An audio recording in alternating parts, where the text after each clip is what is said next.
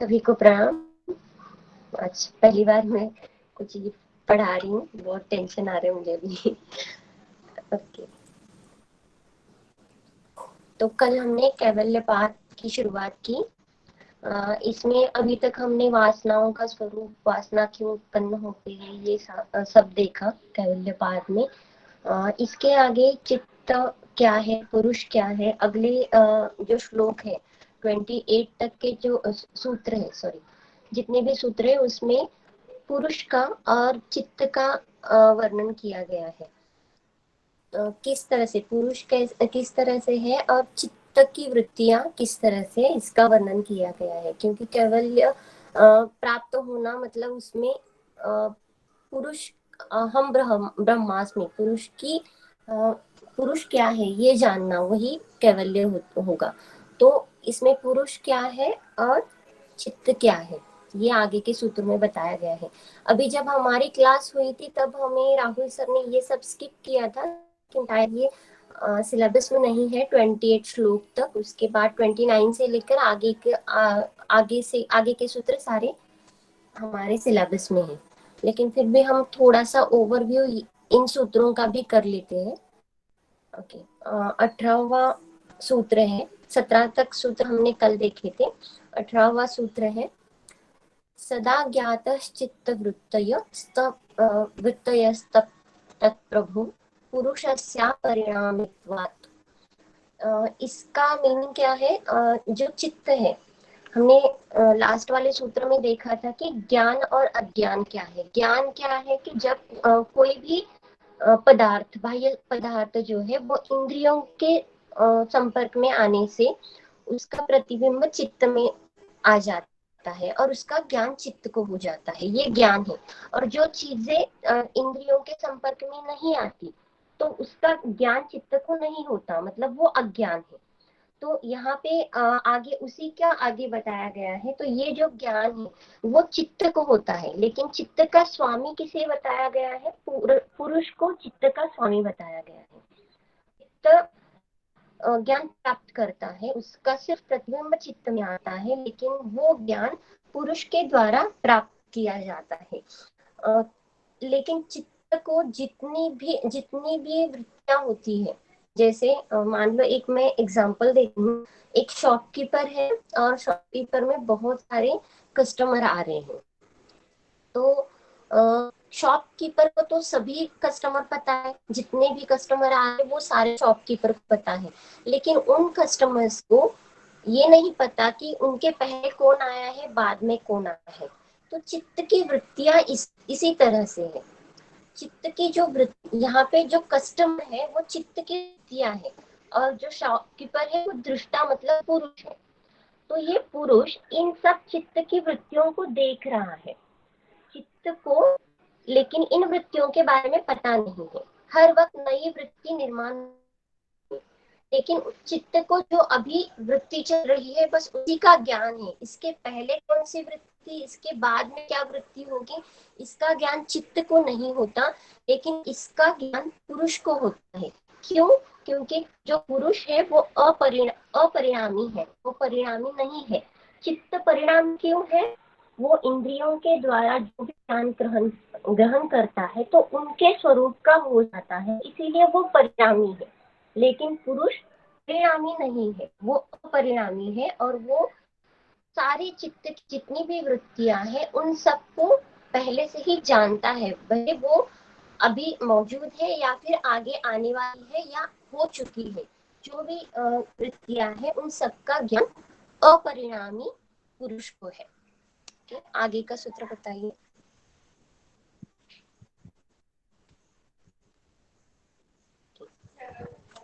तो आगे के सूत्र में ये बताया गया है कि अगर चित्त सभी ज्ञान को जान लेता है तो वो खुद स्वयं स्वयं प्रकाशित क्यों नहीं है? ये आगे के सूत्र में बताया गया है कि वो खुद दृष्टा क्यों नहीं है, दृष्टा अलग क्यों है और चित्त क्यों अलग है। तो न तत्स्वाभासम दृश्यत्वात्, मतलब जो स्वप्रकाश चित्त जो है वो स्वप्रकाश नहीं है, क्योंकि वो खुद दृश्य है। चित्त जो है वो दृश्य है, वो जिसका भी उसे ज्ञान होता है, बाह्य पदार्थ जो भी है, जिसका भी प्रतिबिंब उसमें आता है, उसका सिर्फ प्रतिबिंब वहां पे आता है और उसका ज्ञान पुरुष को हो जाता है। किसी भी पदार्थ का प्रतिबिंब चित्त में आ जाता है और उसका ज्ञान पुरुष को हो जाता है, इसीलिए वो स्वप्रकाश नहीं है।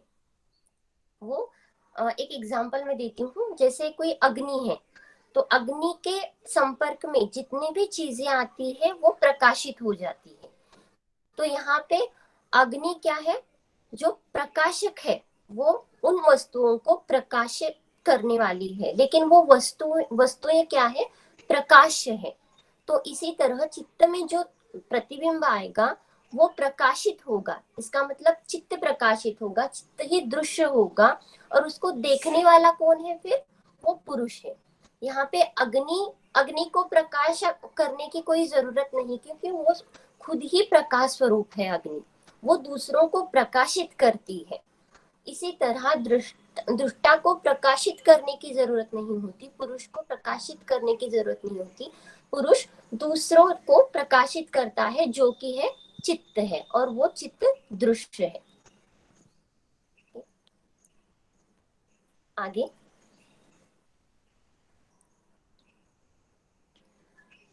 आगे के सूत्र में यही बताया गया कि चित्त स्वयं का प्रकाशक अगर नहीं है, क्यों नहीं हो सकता, इसका आगे एक्सप्लेनेशन दिया है इस सूत्र में। एक समये चोभयानवधारणम, एक समय, एक ही समय पे उभयानवधारणम, जो दो धारणा है वो नहीं हो सकती। मतलब बाहर के चित्त के इंद्रियों के द्वारा चित्त बाहर के पदार्थों का ज्ञान करता है, तो वो इंद्रियों के द्वारा बाहर का भी ज्ञान लेना, उसके साथ अपना खुद का ही ज्ञान लेना, ये दोनों चीजें एक साथ चित्त के द्वारा नहीं हो सकती। चित्त एक ही समय पर स्वयं स्वयं को दृश्य पदार्थों को और स्वयं को नहीं जान सकता। एक तो वो दृश्य पदार्थ को जानेगा या फिर खुद को जानेगा, तो स्वयं वो दो एक समय पर ये दोनों भी कार्य नहीं कर सकता। एक समय चो भयानव धारणम, ये यहाँ पे इसलिए यहाँ पे कहा गया कि चित्त प्रकाशित क्यों नहीं हो सकता, क्योंकि वो दोनों काम एक ही साथ नहीं कर सकता। अपने खुद के स्वरूप को भी जाने, और जो भी सामने पदार्थ है, सामने जो भी चीजें आ रही है उनको भी इंद्रियों के मार्फत जाने, ये दोनों चीजें एक साथ चित्त के द्वारा नहीं हो सकती। और ये कौन कर सकता है, उसको जो देखने वाला है, दृष्टा पुरुष, वही कर सकता है। नेक्स्ट,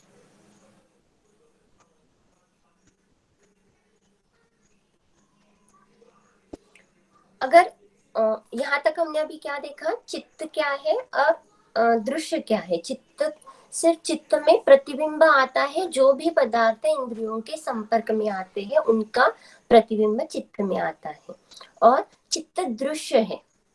तो हमने देखा कि चित्त दृश्य है, तो वो खुद भी प्रकाशक नहीं हो सकता, क्योंकि उसको देखने वाला पुरुष है। लेकिन अभी आगे एक कंसेप्ट आई कि अगर चित्त खुद एक दृश्य नहीं है, तो दूसरा कोई चित्त दृश्य हो सकता है क्या, चित्त के अंदर कोई और दृश्य है और वो चित्त दृश्य हो सकता है क्या। चित्तांतर दृश्य बुद्धिर बुद्धेरति प्रसंग स्मृति संकरश्च। तो एक चित्त को देखने वाला कोई और चित्त हो सकता है क्या, तो ऐसे क्यों नहीं हो सकता, क्योंकि अगर इस तरह से हो जाए कि एक चित्त को देखने वाला, चित्त में वो जो प्रतिबिंब आएगा उसको देखने वाला दूसरा चित्त, फिर उसको देखने वाला दूसरा चित्त, इस तरह से अगर ये बुद्धियां अनेक हो जाएंगी, तो वो अनवस्था प्राप्त हो जाएगी, वहां पे सब मिक्सिंग हो जाएगा और वो अनवस्था अनवस्था वहां पे प्राप्त हो जाएगी। और वो जो स्मृतियां हैं, चित्त की वजह से जो स्मृतियां तैयार हो रही है वो बहुत सारी हो जाएगी चित्त के अंदर। इसीलिए एक चित्त को दूसरा चित्त एक चित्त का दृश्य दूसरा चित्त नहीं कर सकता, तो उसको देखने वाला कोई अलग ही होना चाहिए, चित्त को देखने वाला दूसरा चित्त ही नहीं रहेगा। Okay, next. 22वां जो सूत्र है,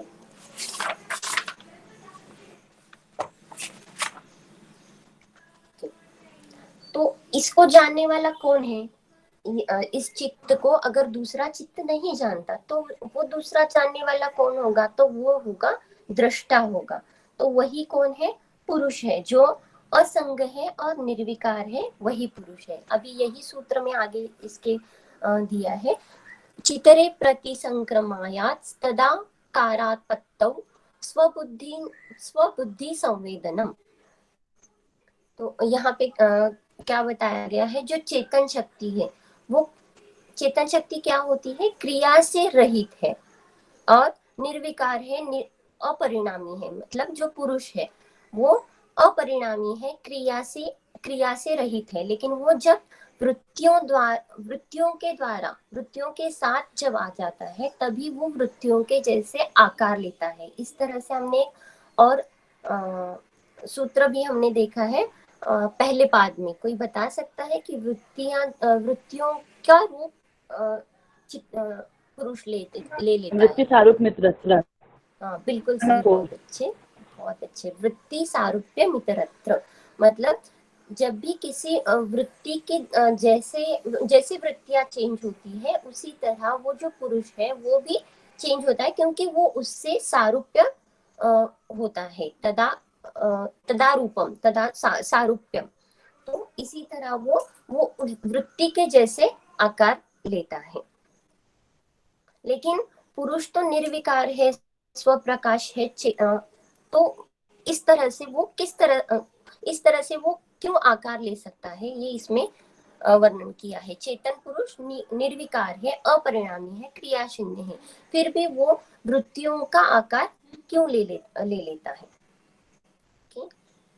आगे का सूत्र बताइए। इन सभी सूत्रों में सिर्फ क्या बताया गया है कि जो दृष्टा है और जो चित्त है वो अलग अलग है, और चित्त को देखने वाला जो दृष्टा है वो पुरुष है। इसका ही सिर्फ एक्सप्लेनेशन 28 सूत्र तक किया गया है, क्योंकि वहां पे बहुत सारे ओपिनियन है कि क्यों चित्त है, और चित्त अगर है तो उसको देखने वाला दृष्टा ही क्यों है। तो इन सब का एक्सप्लेनेशन इन सूत्रों में दिया गया है। दृश्यो परक्तम चित्तम सर्वार्थम। दृष्टा और दृश्य ये दोनों क्या है? रंगे हुए हैं। किससे रंगे हुए हैं? चित्त से। के दृश्योपरक्तम चित्तम सर्वार्थम। दृष्टा और दृश्य ये दोनों चित्त से रंगे हुए हैं। दोनों का प्रतिबिंब पड़ने से दोनों को एक दूसरे का आकार प्राप्त हुआ है। दृष्टा और दृश्य की चित्त में जो प्रतिबिंब आएगा तो वो चित्त वो वृत्ति स्वरूप हो जाएगा, और उसी वृत्ति स्वरूप फिर दृष्टा हो जाएगा। तो दोनों को वो आकार एक दूसरे का आकार प्राप्त हो जाएगा, और उसको स्वयं का भी रूप है। ओके, चित्त को क्या है? स्वयं का भी रूप है। एक चित्त को एक जो उस वो वस्तु का, बाह्य वस्तु जो है उसका जब ज्ञान हो रहा है तो उसका एक रूप, चित्त का स्वयं का एक रूप, और वो प्रतिबिंब दृष्टा देखेगा तो वो दृष्टा का एक रूप। तो ये तीनों रंग जो है वो चित्त में है, तो इसीलिए वो चित्त जो है वो सभी अर्थ वाला हो जाएगा, क्योंकि वो वस्तु से भी संबंधित है, बाह्य वस्तु से, खुद के स्वरूप से भी और दृष्टा से भी। तो ये तीनों से संबंधित होने की वजह से वो सब अर्थ वाला कहलाता है। नेक्स्ट,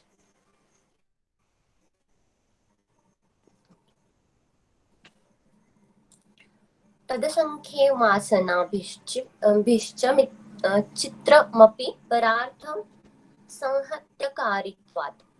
असंख्येन वासनाभिः, असंख्य वासनाओं से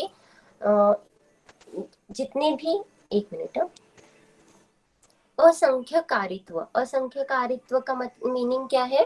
अलग अलग काम करने के लिए।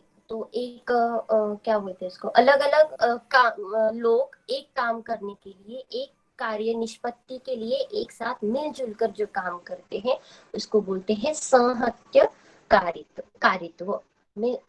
एक ही काम की सिद्धि के लिए अलग अलग लोग काम करते हैं, और वो ये जो काम करते हैं वो किस लिए है? परार्थ संहत्य कारित्व।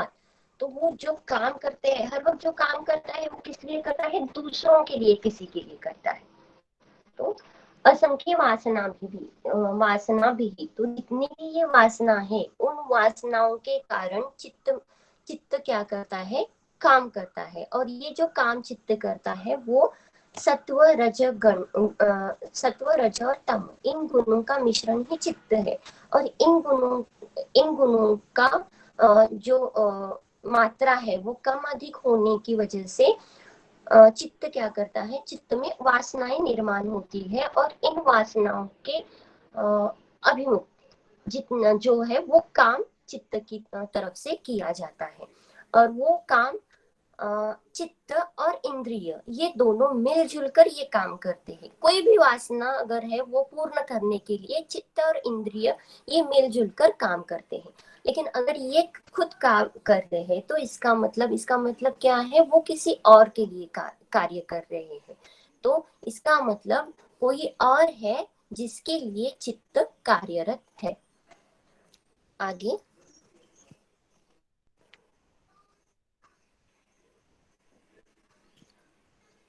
ओके।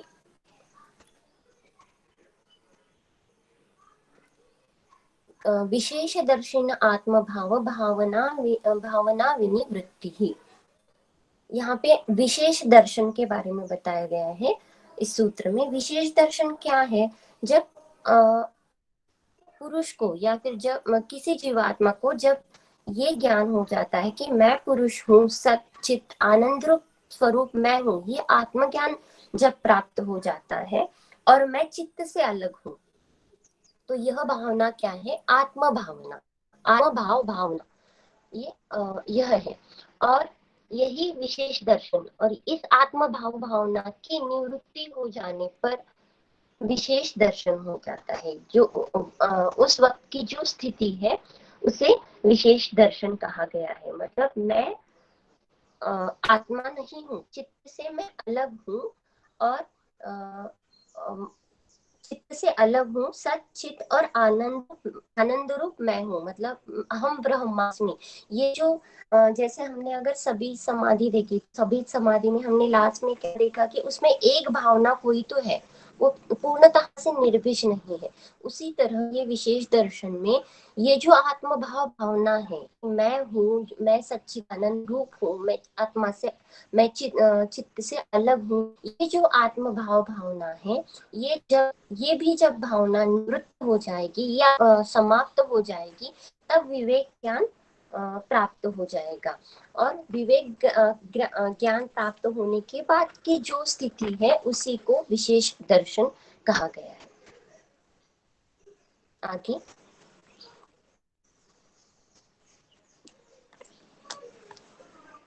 तो यहाँ पे चित्त की अवस्था किस तरह से हो जाती है? अभी जो हमने विवेक आत्म भाव भावना निवृत्त होने के बाद जो स्थिति आती है जिसको हमने विशेष दर्शन कहा, तो वहां पे चित्त की अवस्था किस तरह से होती है ये यहाँ इस अगले सूत्र में बताया गया है। तदा विवेक निम्नम कैवल्य प्राग्भारम चित्तम तदा विवेक निम्नम। तदा मतलब उस वक्त जब विशेष दर्शन स्थिति प्राप्त हो जाएगी, उस वहां में आत्म भावना पूर्ण तरह से निवृत्त हो जाएगी, तब जो चित्त है वो विषयों से बिल्कुल निरुक्त हो जाएगा, उसमें कोई भी विषय नहीं रहेगा। और वहां पे विवेक ज्ञान, उस स्थिति से लेके आगे विवेक ज्ञान की शुरुआत हो जाएगी, शुरुआत होने लगेगी वहां पे। और वहां चित्त जो है वो कैवल्य की तरफ जाएगा, विवेक ज्ञान की शुरुआत हो जाएगी। मैं और चित्त अलग हूँ, ये जो भावना है, ये विवेक ज्ञान का उदय वहां पे हो जाएगा, और उसका जो प्रवास है वो कैवल्य की तरफ बढ़ता जाएगा। आगे नेक्स्ट।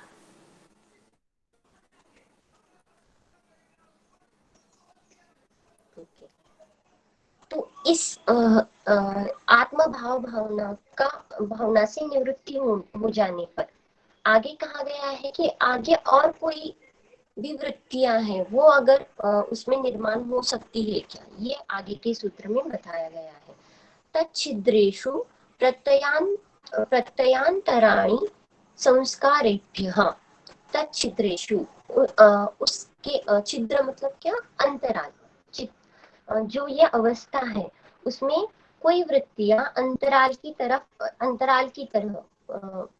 क्या बोलते हैं उसको, ऑब्स्टैकल्स की तरह आ सकती है क्या, इस तरह से जिनको आत्म साक्षात्कार हो चुका है। ऐसे योगी के चित्त की सात्विक वृत्ति में खंड आता है। वो खंड किस तरह से, खंड मतलब यहाँ पे छिद्र बताया गया है, अंतराल। ये किस वजह से आता है, पूर्व संस्कार की वजह से। जो भी पूर्व संस्कार उसके चित्त में हो चुके हैं उन संस्कारों की वजह से वहां पे अंतराल या फिर खंड आ सकते हैं। उस अवस्था में भी आत्म भाव भावना से निवृत्त होने के बाद भी अगर वो समाधि की तरफ जा रहे हैं कोई भी योगी, तो उस अवस्था में भी वहां पे कोई भी ऑब्स्टैकल्स अवस्था में आ सकते हैं। वो किस वजह से, क्योंकि पूर्व संस्कारों की वजह से वो आ सकते हैं। जैसे हमने बोला कि अव्यक्त स्वरूप में बीज के रूप में वो विद्यमान है उसके चित्त में, वो अभी है नहीं, वो अभी दिखाई नहीं दे रही, लेकिन वो बीज के रूप में चित्त में विद्यमान है। और इस तरह से वो जो पूर्व संस्कार है उसकी वजह से समाधि में या फिर जो विशेष दर्शन है उस स्थिति में अंतराल आ सकते हैं। आगे तो ये जो पूर्व संस्कार है या फिर ये जो वृत्तियां आती है, ये अंतराल जो आते हैं, तो इनका खंडन हो सकता है क्या पूरी तरह से, पूरी तरह से निरुद्ध हो सकते हैं क्या, ये सूत्र आगे के सूत्र में बताया गया है। हानमेशम क्लेशवदुक्तम। हान मतलब क्या, उसको नष्ट करना। तो इसको इन अंतरालों को नष्ट करने के लिए जैसे क्लेश क्लेश नष्ट किए जाते हैं, जो सूक्ष्म क्लेश बताए गए हैं वो सारे क्लेश जो नष्ट किए जाते हैं, उसी तरह से ये जो अंतराल आते हैं, पूर्व संस्कार, सॉरी अंतराल नहीं, पूर्व संस्कार जो होते हैं जिनकी वजह से अंतराल निर्माण होते हैं, वो पूर्व संस्कार भी समाप्त किए जा सकते हैं। नेक्स्ट,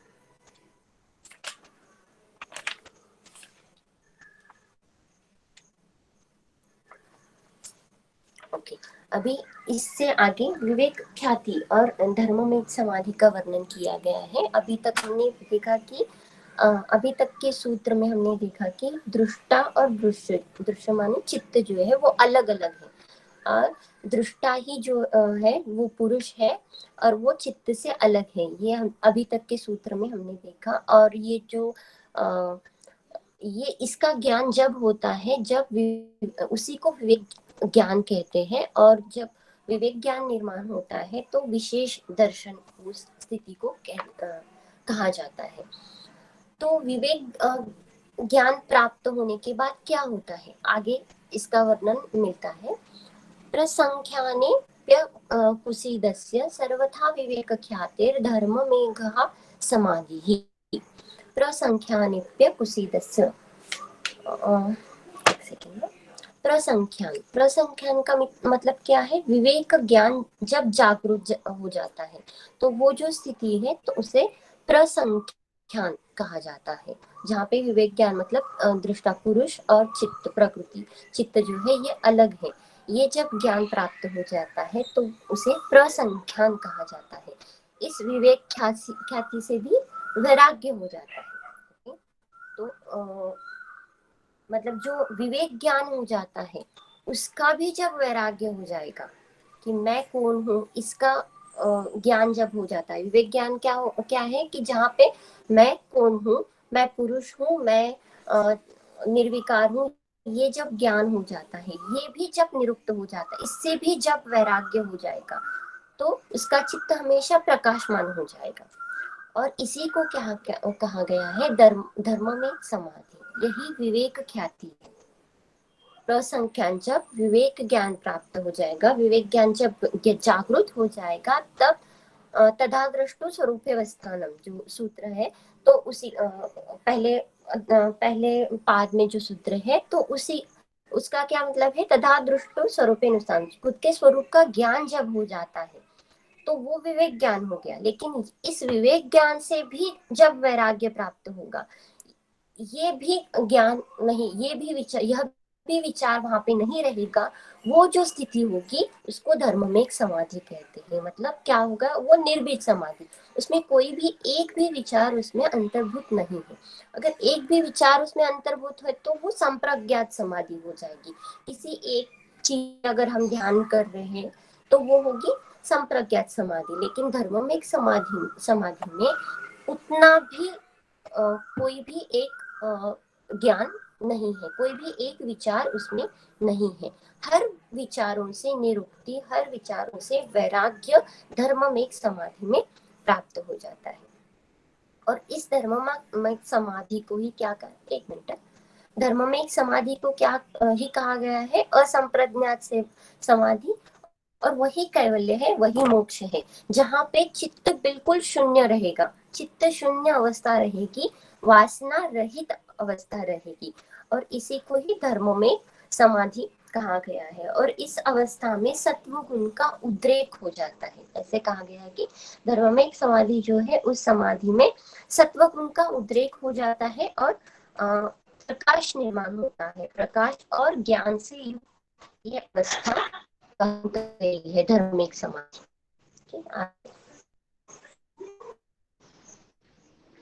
क्या धर्मों में समाधि का फल बताया गया है।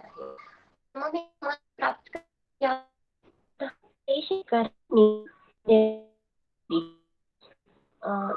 समाधि की प्राप्ति से और कर्म, इन दोनों से निवृत्ति हो जाएगी। क्लेश कौन से है, मेरी आवाज नहीं आ रही है, ब्रेक हो रही है। विद्या, अस्मिता, राग, द्वेष, अभिनिवेश, 5 है क्लेश। हाँ, 5 क्लेश है, अविद्या, अस्मिता, राग, द्वेष, अभिनिवेश, ये है 5 क्लेश। तो इन क्लेशों से निवृत्ति कितने प्रकार के हैं?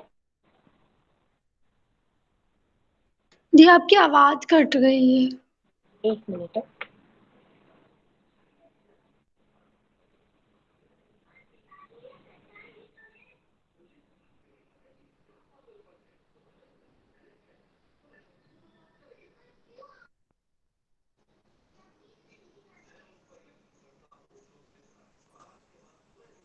आवाज आ रही है मेरी?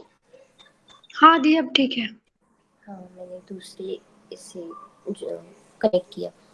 ओके, तो धर्म में एक समाधि जो है, धर्म में एक समाधि में क्या है, पूरी तरह से विवेक चित्त शून्य अवस्था है, वासनाहीन जो अवस्था है, उसे धर्म में एक समाधि कहा गया है। जहाँ पे कोई एक भी विचार नहीं है, वो है धर्म में एक समाधि।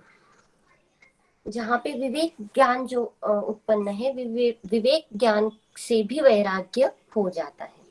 अब ये धर्म में एक समाधि का फल क्या बताया गया है, क्लेश और कर्म निवृत्ति। क्लेश कितने हैं, 5 जो क्लेश है, अविद्या, अस्मिता, राग, द्वेष, अभिनिवेश, ये जो 5 क्लेश है, इनसे भी निवृत्ति हो जा रही है। और जो कर्म है, कर्म कौन कौन से कर्म है, शुक्ल, कृष्ण और मिश्रित। सही है, बिल्कुल सही, शुक्ल, कृष्ण और मिश्रित। योगियों के कर्म कौन से बताए गए हैं, अशुक्ल कृष्ण, शुक्ल कृष्ण, शुक्ल अशुक्ल, बिल्कुल सही, बहुत अच्छे। तो ये जो शुक्ल, कृष्ण और मिश्रित, ये 3 प्रकार के कर्म जो है, उन तीनों के कर्म से भी, इनके कर्म संस्कार से भी निवृत्ति हो जाती है। इसका मीनिंग क्या है कि जब योगी धर्म में एक अवस्था में चला जाता है, धर्म में एक अवस्था उसको प्राप्त हो जाती है, तो वो जो कर्म करते हैं योगी, उन कर्म के संस्कार नहीं रहते। जैसे अगर हम सामान्य लोग हैं तो जब हम कर्म करते हैं तो उनके संस्कार हमारे कर्माशय में आ जाते हैं। कोई भी अच्छा बुरा शुक्ल कृष्ण कुछ भी कर्म करे तो उसके कर्म संस्कार हमें हमारे कर्माशय में आ जाते हैं। जैसे हमने पिछले सूत्रों में देखा है कि उसी तरह से हमारा अगला जन्म या फिर ये सारे आगे के संस्कार भी उससे तय होते हैं कि क्या होगा आगे, क्योंकि उसके फल हमें मिलने हैं। लेकिन जब धर्म में एक समाधि प्राप्त होती है तो जितने भी कर्म है उनके संस्कार कर्माशय में नहीं रहते। योगी कर्म तो करता है लेकिन वो जैसे ईश्वर प्रणिधान है तो वो समर्पित किए जाते हैं कर्म, तो उनके कोई भी संस्कार कर्माशय में नहीं रहते, वो सभी संस्कार नष्ट हो जाते। और इनके नष्ट हो जाने से क्या हो जाता है, क्लेश अगर कर्म हम जैसे दूसरे जन्मों का कारण क्या हमने बताया कि क्लेश का कारण क्या है, अविद्या ये क्लेश का कारण है। और उसी जो क्लेश की वजह से, वासनाओं की वजह से हमारे कर्म होते हैं, और जो कर्म संस्कार रहते हैं हमारे कर्माशय में उसी की वजह से हमें अगले जन्म प्राप्त होते हैं और हम इस जीवन और मृत्यु के चक्र से बाहर नहीं निकल पाते। लेकिन जब धर्म में एक समाधि होती है तब ये कर्म संस्कार ही पूरी तरह से नष्ट हो जाते हैं। तो कर्माशय में कोई भी संस्कार नहीं रहने से वो ये जन्म और मृत्यु इनसे बाहर हो जाता है, इनसे निवृत्त हो जाता है। Okay, next.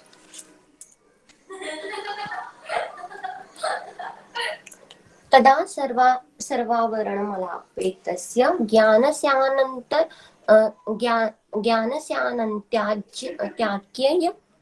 त्याज्ञेयमल्पम्। सर्वावरणमलापेत्यस्य ज्ञानस्य, जो हमारे ज्ञान के ऊपर अलग अलग आवरण है, अलग अलग पर्दे लगे हुए हैं हमारे। जैसे चित्त में ज्ञान हमारे चित्त में है लेकिन उसके ऊपर या उसके ऊपर हर तरह से कोई पर्दे है, और ये जो पर्दे हैं उसको हटाना है। तदा सर्वावरण मलापित, जिसके सब प्रकार के पर्दे जो है वो मल की वजह से ये पर्दे आए हुए हैं ज्ञान के ऊपर। ओके, मतलब एक इसका एग्जांपल देती हूँ मैं। अभी पूरे विश्व में बहुत सारा ज्ञान है लेकिन वो हमें सब कुछ हमें पता नहीं है कि क्या ज्ञान है हमें। अब अगर हम योग का अभ्यास करें तो योग के बारे में ही हमें सब कुछ ज्ञात है। सब कुछ भी नहीं कह सकते हम, ये बहुत अतिशयोक्ति हो जाएगी, लेकिन योग के बारे में हमें थोड़ा बहुत जानते हैं। लेकिन बाकी सारी चीजों के बारे में हम नहीं जानते। लेकिन ऐसे कहा जाता है कि वो ज्ञान वो चित्त में पहले से ही विद्यमान है, लेकिन उस पर कोई पर्दे, कोई परत है, और वो मल की वजह से वो परत है। और जब ये धर्म में एक समाधि की अवस्था आ जाएगी तब ये जो सब पर्दे हैं वो निकल जाएंगे और पूरे विश्व में ऐसा कोई ज्ञान नहीं रहेगा जो ज्ञात नहीं है। जितनी भी चीजें हैं वो सारी ज्ञेय हो जाएंगी और जानने के लिए कुछ भी बाकी नहीं रहेगा। धर्म में एक समाधि की एक एग्जाम्पल इसका मैं आपको देती हूँ। अगर आकाश में बहुत सारे बादल आए हुए हैं तो बादल आने से पूरी तरह से सूरज ढका हुआ है, लेकिन जब सूरज की किरणें थोड़ी बहुत बाहर आ रही है तो वो किसी किसी चीजों पे आ जाएंगी, तो उतनी चीजें हमें दिख रही है कि वो चीजें हैं। लेकिन उसके पीछे जब पूरी तरह से प्रकाश, ये जो सूरज क्या है, ज्ञान है हमारा, तो ये जो बादल जब हट जाएंगे, ये जो पर्दे सारे हट जाएंगे, तब हमें पूरी तरह से सब चीजों का ज्ञान प्राप्त हो जाएगा, ये सब पर्दे निकलने के बाद। नेक्स्ट।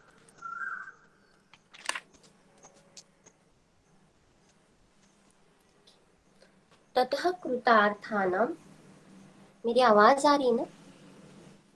जी दीदी।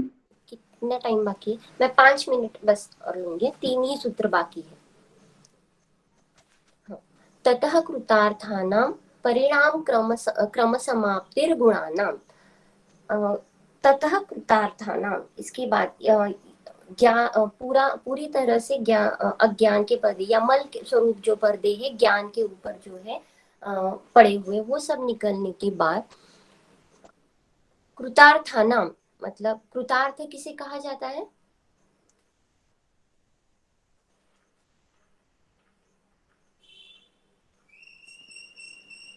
हेलो, आवाज आ रही है?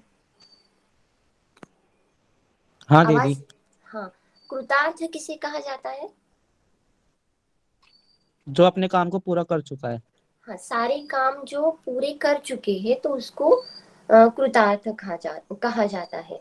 तो योगी के चित्त में अनंत अनंत ज्ञान आता है, और सत्व रज तम ये सारे गुण कृतार्थ हो जाते हैं, क्योंकि उन गुणों से जितना भी कर्म है वो सब कर्म किया जा चुका है, या फिर वो सारे सारे कर्म समाप्त हो जाते हैं।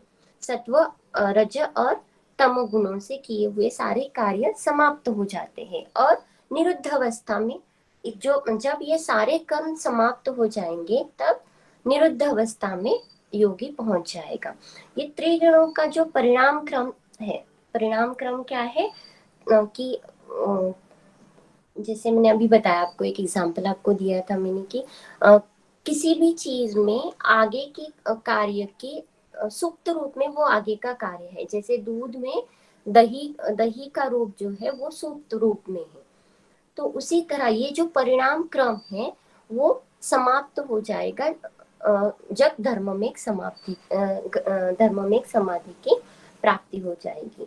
तो जब धर्म में एक समाधि तक जाएंगे तब वो वापस व्युत्थान नहीं हो जाएगा। व्युत्थान मतलब क्या है?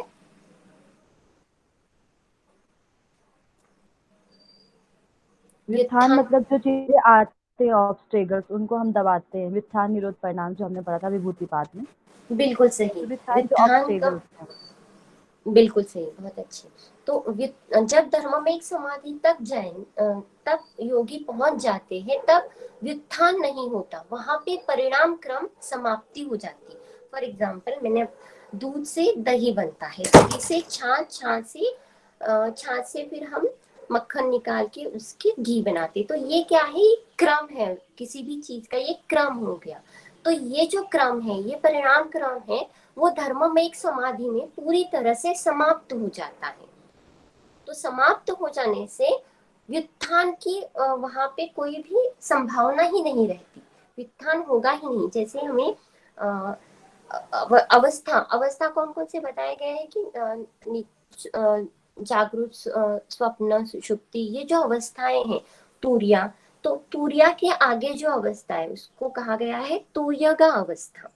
ये तुरिया से आगे, जिसको उन्मनी अवस्था भी कहा जाता है। तो यहाँ पे तुर्यगा अवस्था प्राप्त हो जाती है। तो इसीलिए इस अवस्था में जाने के बाद व्युत्थान नहीं होगा, क्योंकि वहां पे कोई भी चीज या फिर कोई भी अवशेष शेष ही नहीं रहेगा, कोई भी काम शेष ही नहीं रहेगा, पूरी तरह से कृतार्थ हो गए सारे काम। सत्व रजती और तम, इन तीनों गुणों से जितने भी कर्म होने हैं वो सारे कर्म कर चुके हैं, कृतार्थ हो चुके हैं। तो इसीलिए इस अवस्था से व्युत्थान नहीं है, परिणाम क्रम समाप्त हो चुका है।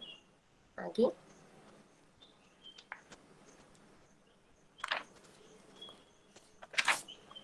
तो ये जो परिणाम समाप्ति है, तो ये किस तरह से हो जाती है परिणाम क्रम समाप्ति? इसका वर्णन आगे के सूत्र में दिया हुआ है। क्षण प्रतियोगी परिणाम परांत निर्ग्राह्य क्रम। हाँ, तो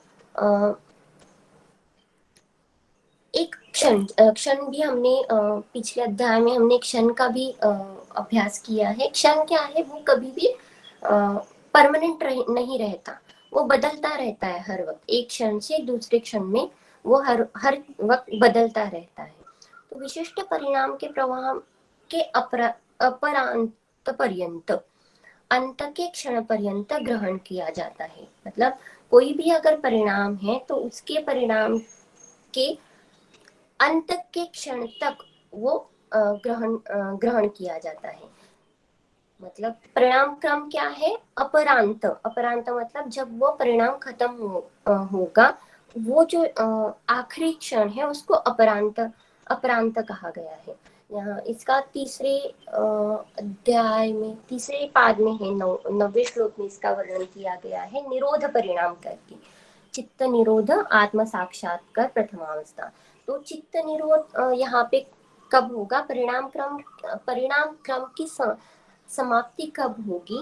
जब एक क्षण की समाप्ति हो जाएगी, वो अपरांत क्षण जब आएगा तब परिणाम क्रम की समाप्ति हो जाएगी। वस्तु का दूसरा परिणाम पूर्ण होने से अनुमान द्वारा यह कहा जाता है कि एक साथ नहीं बदलती, वो क्रम से बदल जाती। जैसे मैंने आपको एक एग्जांपल अभी दिया था, जैसे मक्खन से दूध से दही, दही से छाछ, छाछ से मक्खन, ये जो क्रम है, तो ये क्रम का यहाँ पे वर्णन मिलता है।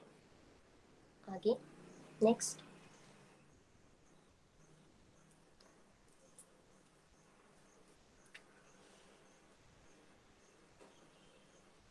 एक मिनट पीछे लेना थोड़ा सा।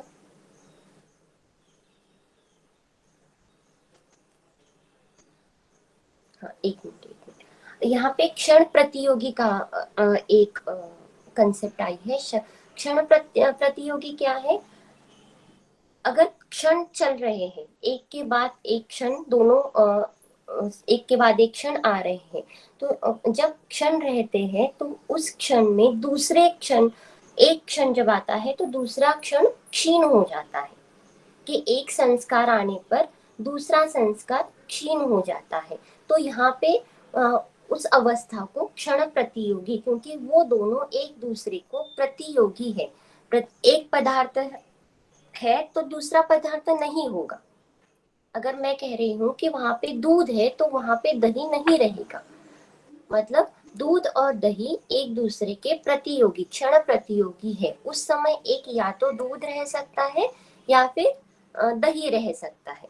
तो ये दोनों पदार्थ क्षण प्रतियोगी है। एक पदार्थ अगर वहां पे उपलब्ध है तो उस वहां पे दूसरे पदार्थ का अभाव रहेगा, तो इसी को क्षण प्रतियोगी कहा गया है। ओके, और ये चित्त में क्या होता है? प्रथम निरोध संस्कार होता है। कोई भी चित्त है तो उसमें निरोध संस्कार, जैसे मैंने अभी बताया कि निरोध परिणाम चित्त निरोधा, तो उसमें चित्त में निरोध संस्कार होता है, और ये निरोध संस्कार होने पर आत्म साक्षात्कार हो जाता है और निरोध संस्कार दृढ़ हो जाते हैं। ओके, और उससे व्युत्थान संस्कार क्षीण हो जाते हैं चित्त में। नहीं, ये 33 ही रहने दो, 2 मिनट के लिए सिर्फ। तो जब चित्त में निरोध संस्कार निर्माण होता है, निरोध संस्कार निर्माण होने पर आत्म साक्षात्कार होता है, और उसी वक्त व्युत्थान संस्कार क्षीण हो जाते हैं। तो व्युत्थान और निरोध ये दोनों क्षण प्रतियोगी हुए। तो निरोध है तो व्युत्थान कम हो रहा है और निरोध ज्यादा दृढ़ हो जा रहा है। तो इसी से व्युत्थान संस्कार क्षीण होने से व्युत्थान संस्कार का नाश हो जाता है, और निरोध आगे जाने पर निरोध संस्कार का भी क्षय हो जाता है, और तुर्यगा अवस्था प्राप्त हो जाती है। मतलब अगर हम निरोध कर रहे हैं तो वो भी वृत्ति वहां से नष्ट हो जाती है और तुर्यगा अवस्था वहां पे प्राप्त हो जाती है, और इसको निरोध संस्कार क्षय मतलब अपरांत कहा गया है। आगे 34।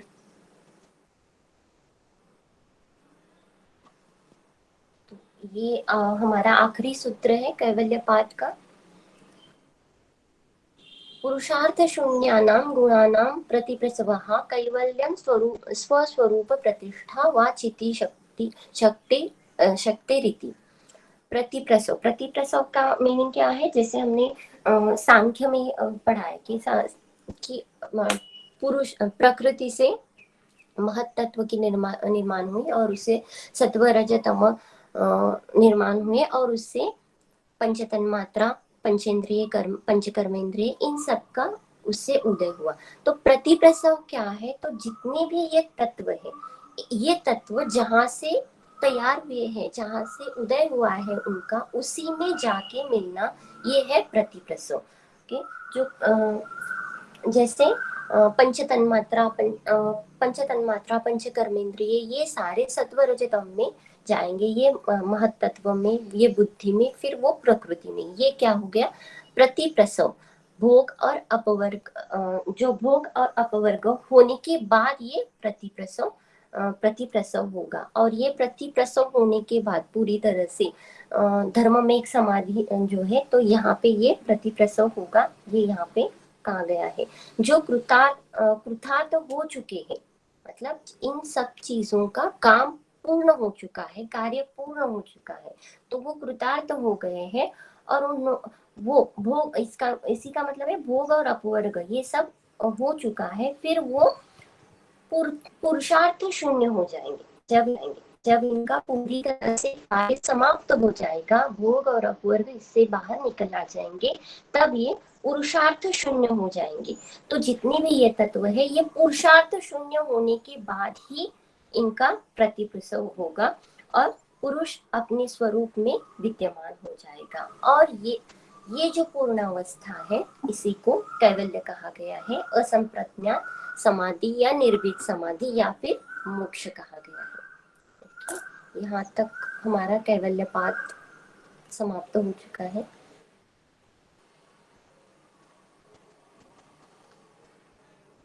कुछ समझ में आया क्या, पता नहीं, मुझे जितना आता था, जैसे आता था वैसे मैंने बता दिया। अच्छा बताया बहुत स्वाति जी, बहुत अच्छा।